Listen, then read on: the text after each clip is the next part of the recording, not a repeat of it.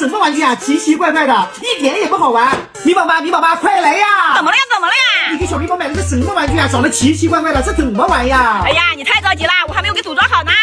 哦，还要组装呀？钓鱼池的东西都在这里呢，我还没有安装呢。哇，好多呀！下面我们一起来组装吧。好的。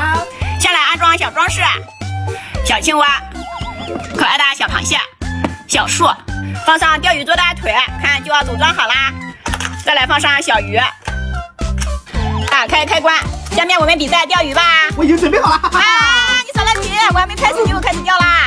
2条、3条、4条，还得这样钓呢？不能这样，5条。我天哪！6条！我天哪！不能这样钓，那样是不对的哟。晚上特别锻炼小朋友的反应能力和专注力，因为这小鱼的嘴巴合起来的非常的快，我们稍微不注意，它就会合起来哟。哇，好玩好玩！你还是不一定钓得过我呀。这可不一定哟，我的第1桶已经满了。我的也满了，巧了。哎，我第2桶都2条了。哈哈，我钓到了13条小鱼呢。